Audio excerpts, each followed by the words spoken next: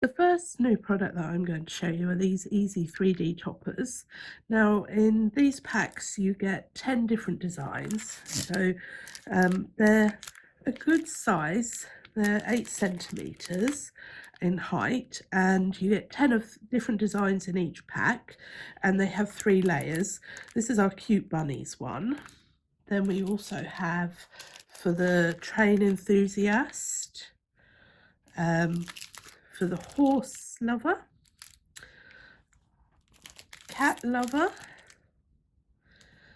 and then we also have spring flowers,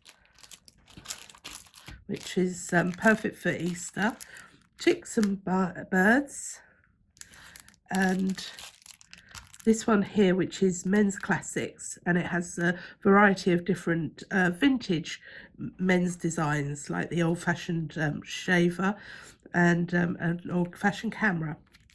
There's many more different designs, but those are the ones that I've just pulled out to show you. The one I'm going to use today are the flowers in the watering can, and let me show you what how they come. So, like I said, there's 10 different designs. So here they all are. I've used a couple, so you can see they're all individually wrapped. There's so that's just a handful of them. And when you unwrap them, take them out of their packaging, you get 3 layers. So this is, that's the base layer, that's the second layer, and that's the top layer. So they're very easy to do. But what I found, my little crafter was playing with them, and she just she glued the 3 individual designs down separately, and they looked really nice as well. So they've all got glitter on them, so they're really nice designs. So that's the one I'm going to use for this card. The other thing that I used for the card was this set of moonstone lace borders, and you get 4 different sizes and different designs in the pack, and these are lovely. I really enjoyed using these ones. So that's those. They also come with a circular version as well, so you can just use a part of it or the whole of it. So these so that's the reverse. These designs would look lovely sat on a lace doily. And the other thing I wanted to show you was the rocker card, which I thought would look really lovely with the lace doily in the middle. The beautiful thing about the rocker cards is that when you touch them, they rock backwards and forwards, so they're really entertaining for children.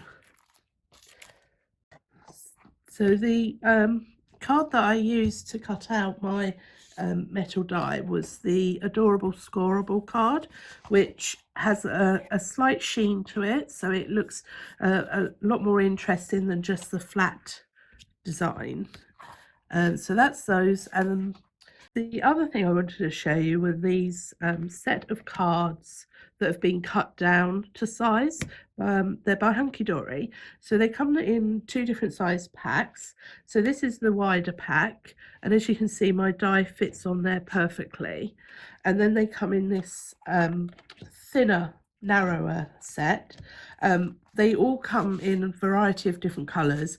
I just happen to have these ones handy, but you can see from here, so you get some metallic strips in, some blue, pink, green, variety of different colours. They're not just grey and black, they are very different, many colours, but what they are is handy for when you just want to do a part of the design, so you could just take that to the die to the card and then cut out just a part of it. You're not using a whole sheet, and it also gives you a variety of colours in one handy pack. The card I'm going to make today is one of these Z fold cards.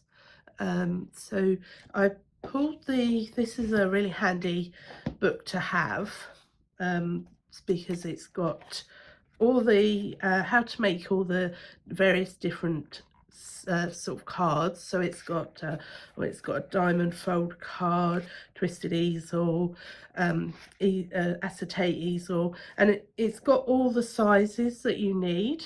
So I've decided to do this one, and I started off with a 10-inch length of paper, so that will fit off of an A4 sheet of card.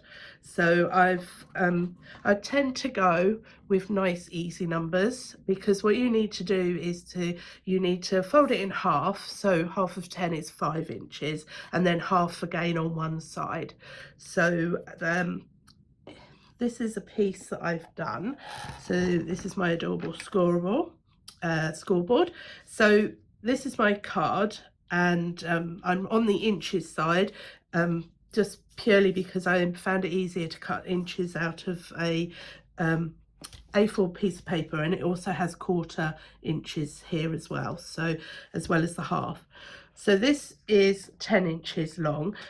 I wasn't too fussed about the height, so I think what I did, I actually cut it out of an A3 size sheet of card, and I basically cut it in half. So the first thing I'm going to do is I'm going to put it this way round. So I start at the 0, butt it up, and then I'm going to find my 5, because I want one fold at 5 centimeters, which will fold it in half first. So I'm just going slowly down here, not pressing too hard. Then I'm doing a couple more. So that then gives me that score. Now what I'm going to do is flip it over, because one fold goes there. So this is called a valley fold because it's in the valley, and this is called a mountain fold because it's like a mountain. So by flipping it over, they fold in different directions. So that was at 5 inches. So this one needs it to be at 2.5. So again, I'm just going to follow my line down gently, and I'm going to do it a couple of times. There we are. So now I have my 2 scores. I can put that away. So the first one I'm going to do is the center one. Now I tend to fold where my score has gone.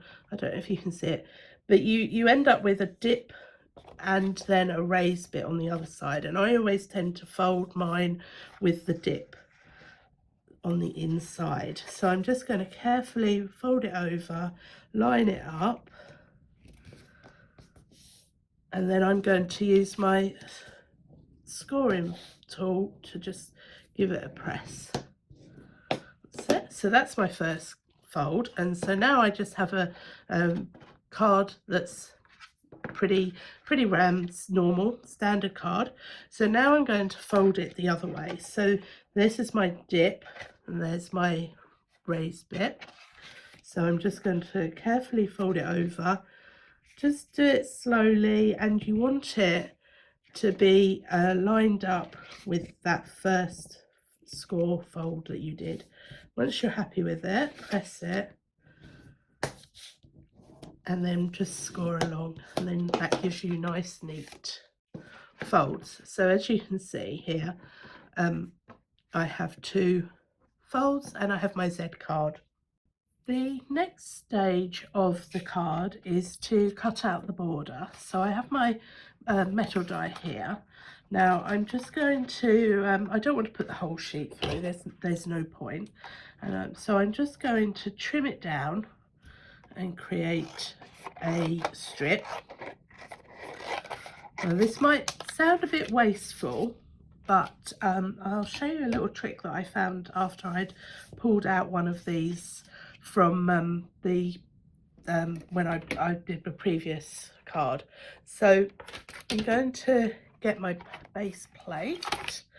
So you'll have to excuse the reflection of the light, but it's plastic, so it shows it up. So this is my base plate, and so I'm going to put my metal die. Now I'm putting it lengthways down the plate. Don't be tempted to do that, because I found that if it was that way round, it didn't cut as neatly as this one. I'm then going to take my piece of card and I'm going to put the coloured side down towards the die. And you might want to play with this, but I did this earlier and I really like the effect of it being this way round. One way will come out I'll show you in a minute what I mean. One bit will come out rounded and the other bit will come out flat. So this is a piece of paper on the die. Now if you wanted to, you can stick that down, but I've been a bit liberal with my piece of paper. And I'm just going to put my top plate over there and then I'm going to run it through my machine. Now, as I said before, this die will cut first time, but if you wanted to, you could run it through a second time. What I would do is turn the plate around, so it's a bit noisy. So I've just pulled it out of my machine, and as you can see, it's already cut out. So let me get rid of that. And now the piece is still in my die, and you will find there are little tiny holes here. So if you give them a poke with my pokey tool, as I like to call it, and your piece will start to come out, and then you can gently pull it out. Now it will come out, I found that mine comes out like this, and this is what I call a telly job. Sit, and you'll see that all the pieces do actually poke out, but you do need to sit and poke them out. So what I tend to do is I'll give them a poke and then I'll run my finger across the back and it then dislodges them completely, and you can see, so just give that one, they've come out. Now these little bits can be used as confetti in shaker cards. You'll end up with bags of it, believe me, but I found it's much easier to take the pieces out of this bit than it was the die. And so here's two that I've made earlier. So you can see these, I don't know if you can see that, but this side is if you run your finger across it, it's rough, and then this side is what I call a smooth. So I would suggest playing with your coloured card and seeing which side you prefer. I particularly like this side, so I've cut two of them out, and this is what my border will look like when I make my card. The other thing that I found with the leftover bits was it reminded me of aliens. So I've got some googly eyes, and using my glitter glue, I've stuck some eyes down, and I thought that would make a fantastic edging for a child's card for monsters and aliens. So don't discard these pieces that are left out, and this is one of the reasons why I used a wider piece than I needed, because that's going to be another border on a child's card with little monsters on it, and I think they're wiggly eyes and children will love that. I now have all the components to put my card together, and I've already done this side of my card, so I'm ready to do this bit. Now the way I did that one is I laid it on the card and I buttered it up against this edge here so it sits flush with it, and then I trimmed the edges. So I'm going to add this. So I've got a spray adhesive. Just giving it a quick squirt. So that's now ready. So I'm going to again close the card and then line up my edge with the edge of my Z. So that, oh, that edge needs to be done. So that it looks like a complete piece of lace now. So I'm giving that a good press down. Hopefully I've put enough spray glue on it.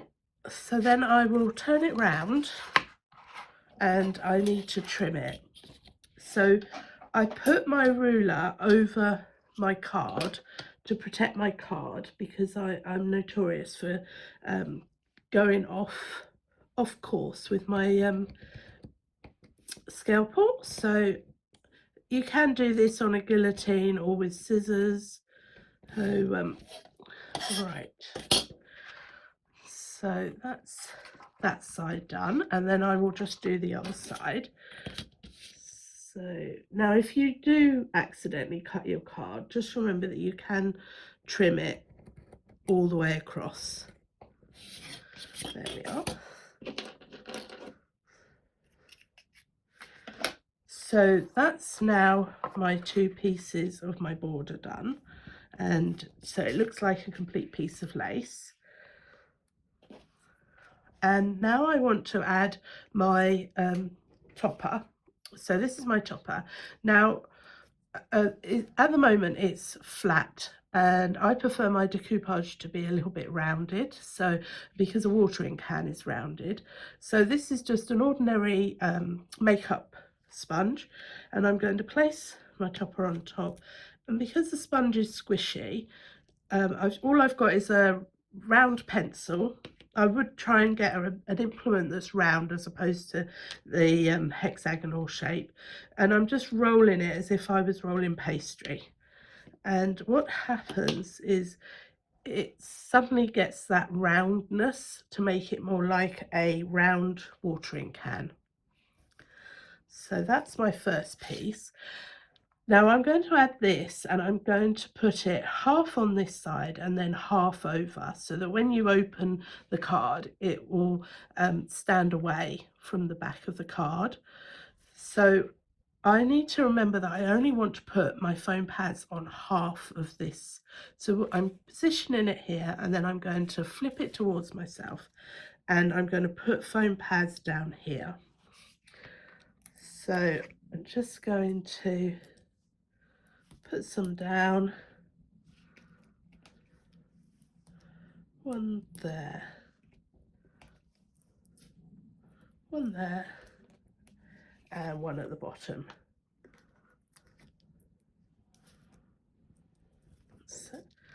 So then I'm just going to peel those off. Now if you're unsure, before peeling off you can just try it and just check that you've got them in the right place. So just peel them off. If they haven't quite stuck, just give them a little squidge. That's it. And I'm going to put it on about halfway down my card. There we are. That looks about straight. Now if you're unsure, I always tend to look at mine. I put it at my nose level so I can then see, and that looks pretty good. So you can see that when you open it up, it has this side that's not attached to the card, so it gives it a shaped look to it. So now I'm going to take my second piece. So again, I'm going to roll it, and I'm going to add some more foam pads. Now this time we don't actually need to worry about the which side we put it on, because it's going to be covering up the whole of that the base cover print that we've done. So I'm just going to put one there, and one there. Just going to stick that back down.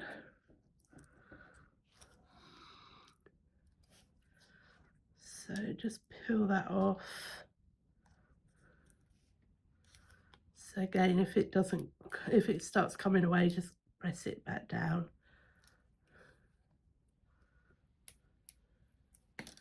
So just gonna give it a little roundness. So again, with my tweezers, I'm going to hold it up, and I'm going to hold it in front of my nose so that I can then place this over the top. And I'm going to push this bit down a little bit more than the top bit, because that would be part of the watering can. So I'm just pushing it down. It's a lot easier to do this sort of thing when you're using silicone glue. So on the final one, I'm going to give it a quick roll, but I'm then going to pull my flowers in the other direction because I want them to stand out.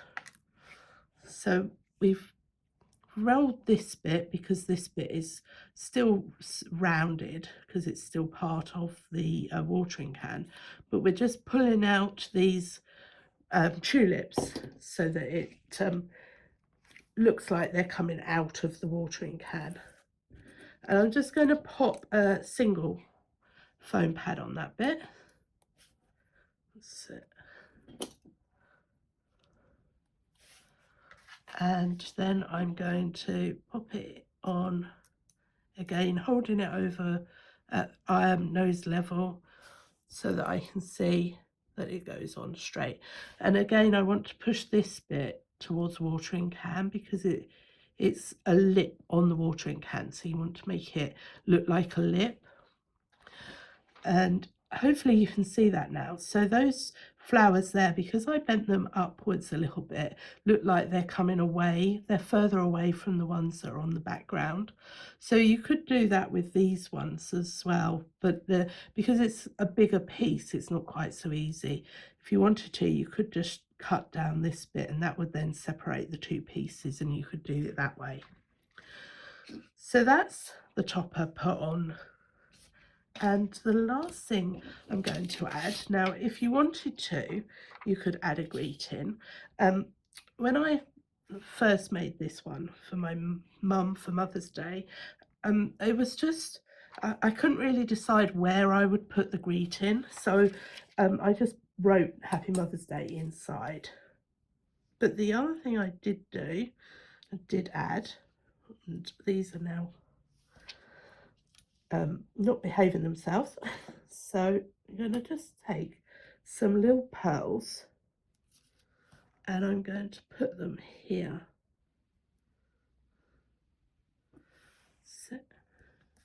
So on this side I can put them all the way up. So just double check where I'm putting them. This coloured card looked great with the oh, not sure what colour you would call that, sort of metallic-y look. Bronze, I think you'd probably say it was closest to, but unfortunately I haven't got enough to do both sides, so I'm using these pearl ones, which are going to work just as well. So that's that. Would be lovely for a pearl wedding. Okay, so that's those ones. Now on this side I can only see 2 of those spots. Oh no, sorry, 3 of those spots. So I'm only going to put 3 on.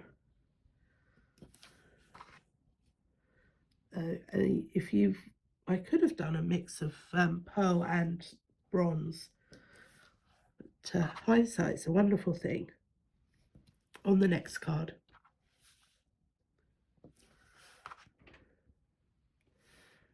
So, just give them a press down. So there we are. There's a beautiful card. I think this would look lovely for Easter. I used the daffodil topper on my mum's card, but this pack comes with a beautiful daffodil one, and but the tulips work just as well. I hope you will enjoy making your own card, and if you'd like to share, we do have a Facebook page. Have fun!